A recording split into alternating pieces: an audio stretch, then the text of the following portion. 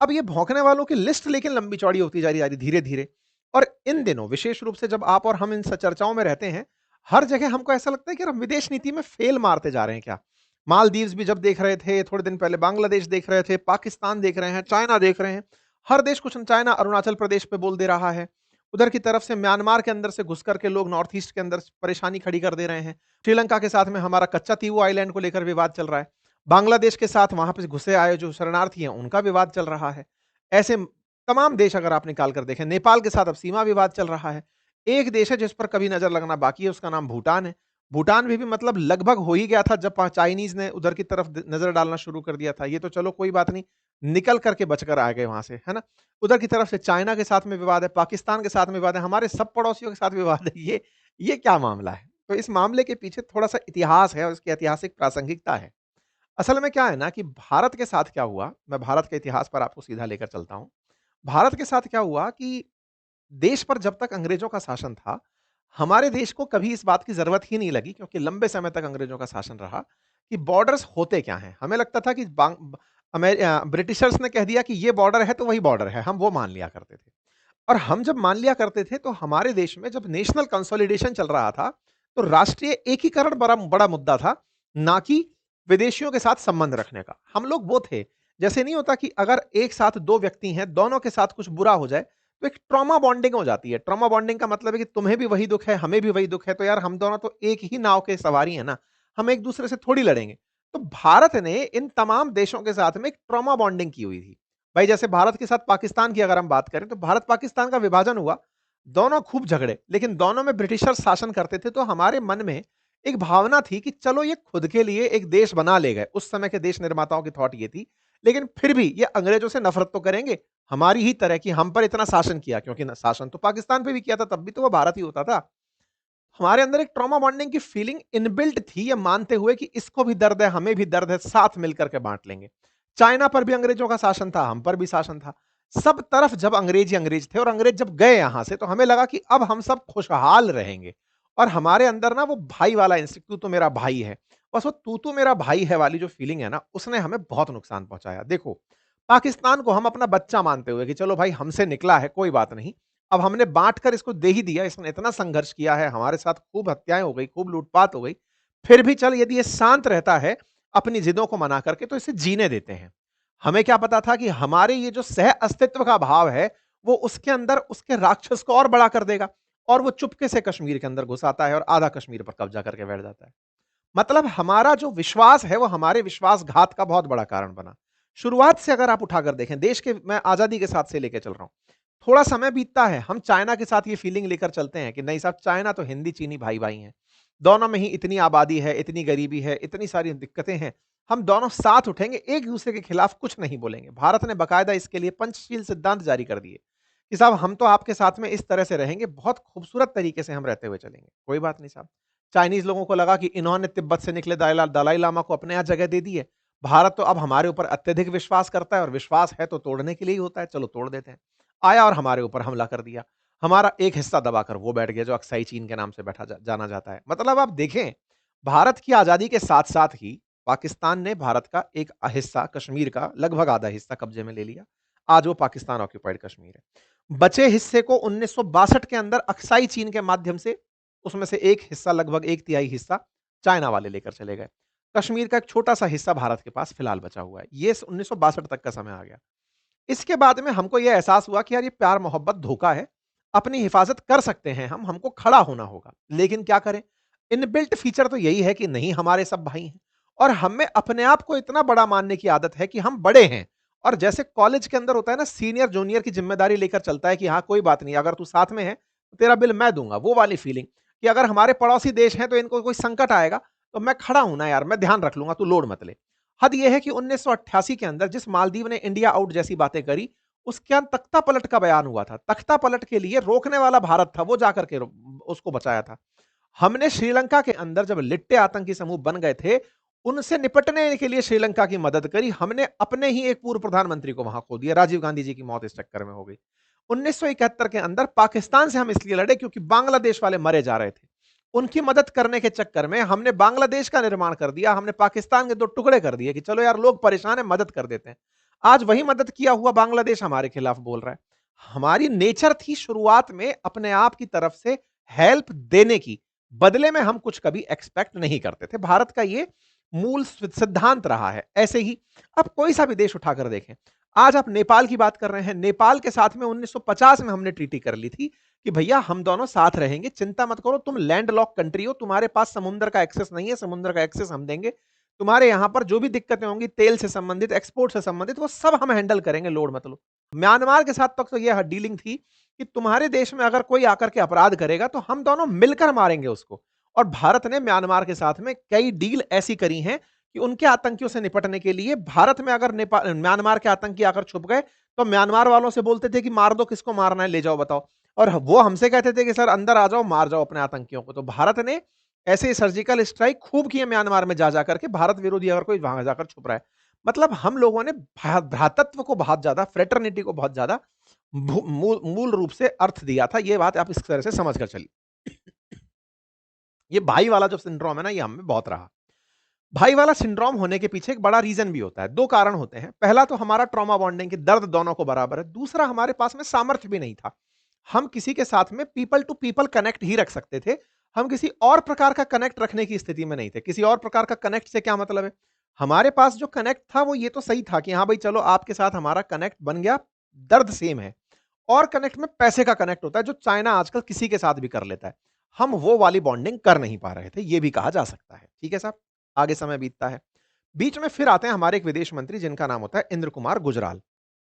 जो बातें मैंने आपको बोली उन्होंने उन्हें बकायदा कोडिफाई कर दिया। उन्होंने कहा कि भारत को अपनी विदेश नीति इन 5 प्रिंसिपल्स पर ही चलानी चाहिए, जिसे गुजराल डॉक्ट्रिन के नाम से जाना जाता है। और उसमें मुख्य रूप से उन्होंने यह कहा कि हमारे जैसे नेबर नेपाल है, बांग्लादेश है, भूटान है, मालदीव है, श्रीलंका है, हमें उनके साथ में कोई भी रेसिप्रोसिटी की आवश्यकता नहीं होनी चाहिए, बस हमें उनकी मदद करते रहना चाहिए। अर्थात भारत उनसे कभी कोई फेवर ना मांगे, अपितु खुद ही उनकी मदद करता रहे।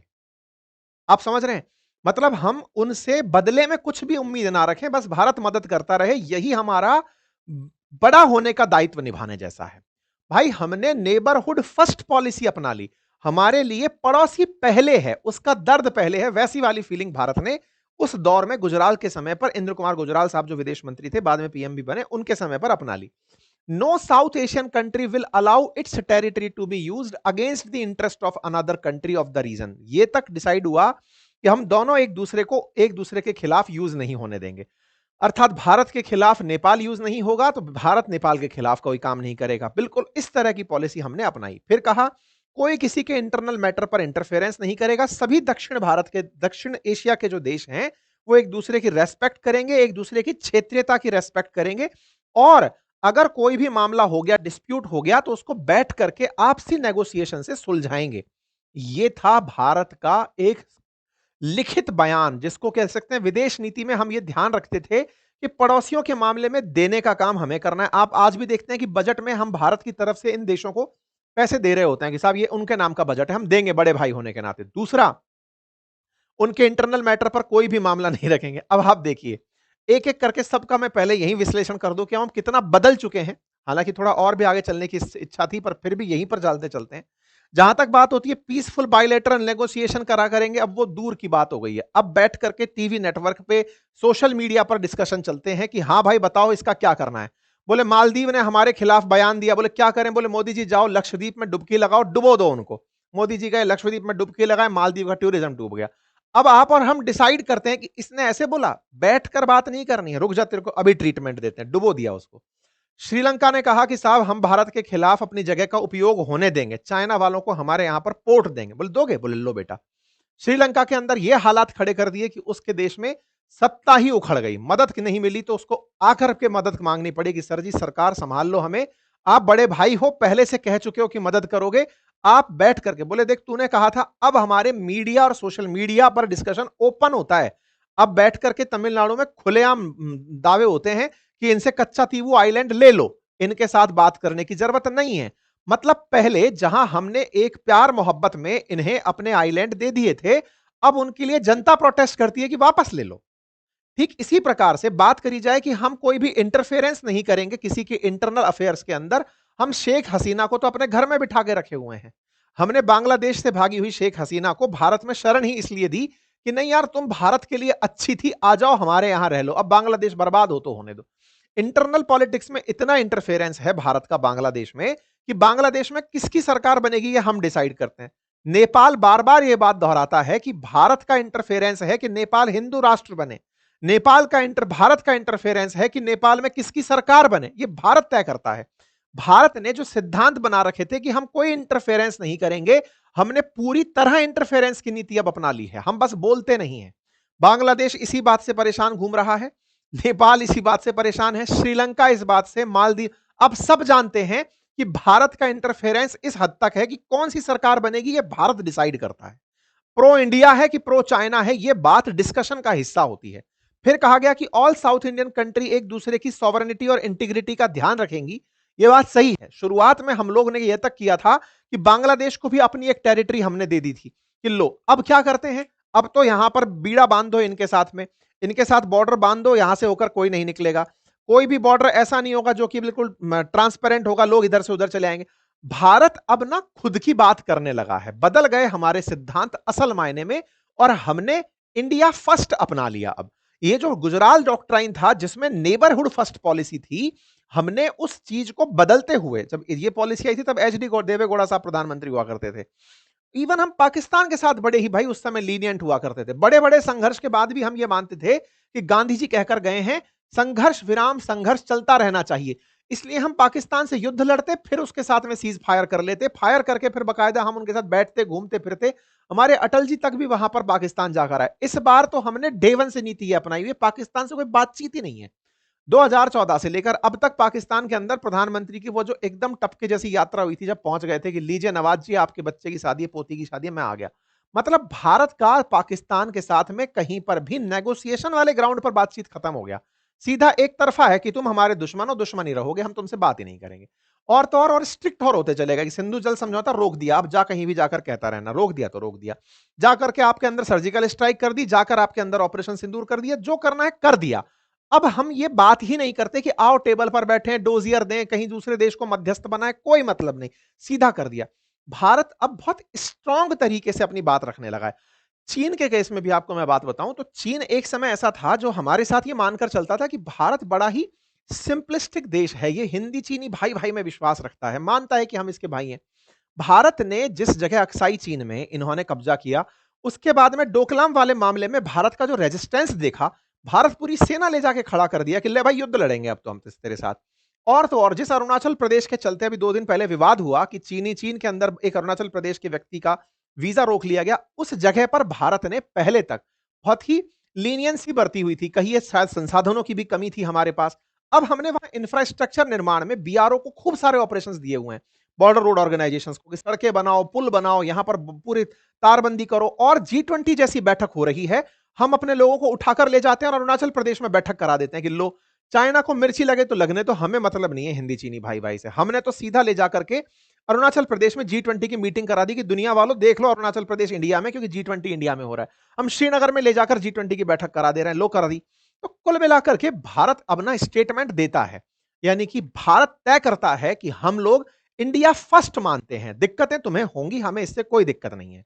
म्यांमार के अंदर हम बोलकर इंटरफेरेंस करने जाते हैं, श्रीलंका के अंदर। अब बांग्लादेश के हालात देखिए, जिस बांग्लादेश के साथ कभी हम लोग बैठ करके सीमा को डिस्प्यूट के रूप में सुलझाए थे, अब हम क्या कर रहे हैं, अब हम बोल रहे हैं कि बांग्लादेश के बीच में से टुकड़ा करो।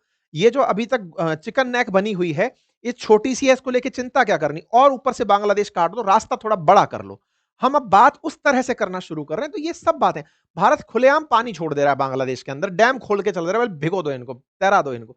तो ये भारत के जो तरीके हैं। अब श्रीलंका के केस में कि इनको कर्ज में डूबने दो, बर्बाद होने दो, खुद से आकर के बोलेंगे, खुद से आकर कहेंगे तो मानेंगे। ये जो भारत ने रिसेंटली परिवर्तन किया है ना, आत्मनिर्भरता को जब इसने अपनाना शुरू किया, रेवेन्यू वाइज दुनिया के अंदर तीसरी इकोनॉमी बनने की तरफ अग्रसित हुआ, तब भारत ने अपना स्टैंड भारत फर्स्ट अपनाया, इंडिया फर्स्ट अपनाया। और इंडिया पर कोई भी प्रतिक्रिया करेगा तो उसे खामियाजा भुगतना पड़ेगा, चाहे पाकिस्तान जैसे न्यूक्लियर स्टेट ने अपने ऊपर इतने सर्जिकल स्ट्राइक्स देख ली हो, अब चाहे फर्जी बातें फैला फैला कर कुछ भी करता हो, लेकिन आज तक उसने भारत से कभी भी सर्जिकल स्ट्राइक की उम्मीद नहीं की थी कि न्यूक्लियर बम रखने वाले पाकिस्तान पर भारत उठ करके गोला मार देगा और सोचेगा भी नहीं कि क्या करना है। भारत ब्रह्मोस छोड़ देगा, गलती कह देगा, गलती हो गई थी। चाइना ने भी नहीं सोचा था कि भारत खुलेआम इस तरीके से हमारे सामने आकर खड़ा हो जाएगा कि मैं युद्ध कर लूंगा, तुम्हारे साथ साइड में आ जाओ। ये सब परिवर्तन जो हुआ ना, यही परिवर्तन आज बदलते भारत का। तो आप जब पूछते हैं कि ये सब भारत के खिलाफ लोग बयान क्यों दे रहे हैं, क्यों इनके अंदर इतना साहस आ रहा है, असल में इनका वो जो दाना बंटता था यहां से वो बंद हो गया है। इनको भारत से मिलने वाला जो प्रोटेक्शन था कि चिंता मत करो, क्योंकि हमने बहुत सारे प्रयास किए, हम बिम्स्टेक की बैठकों को बढ़ चढ़ के आयोजित करते थे, सार्क की बैठकों को बहुत बढ़ चढ़ के आयोजित कर, सब खत्म नहीं करेंगे। बिम्स्टेक में बैठेंगे जरूर, सार्क तो खत्म ही कर दिया। कुल मिलाकर के हम जो करेंगे वो हमारे हित के लिए होगा जो करेंगे, और हम डिसाइड करेंगे कि तुम्हारे यहां क्या होना चाहिए। अब भारत उस दिशा में आगे बढ़ चुका है। हालांकि इससे प्रतिक्रियाएं जरूर आएंगी, और जो भी बोलने वाले बयानवीर जितने भी लोग हैं उन्हें इस बात पर दिक्कतें बहुत हैं कि भारत ऐसा क्यों कर रहा है, लेकिन वो भी जानते हैं कि अब उनके लिए डिसाइड करने वाले दो ही देश हैं, इंडिया या चाइना। दोनों ही डिसाइड करेंगे कि उनका फ्यूचर क्या होगा। ये भी अच्छे से जानते हैं, इन्होंने अमेरिका को बीच में लिया हुआ है, इसलिए बचे हुए चल रहे हैं। अब तक इनका भी खेला हो गया होता, भारत इनका भी इलाज करने की स्थिति में बैठा है। कुल मिलाकर यही है सारी कहानी। बाकी आप लोग इस विषय पर क्या सोचते हैं, अपनी राय जरूर रखें।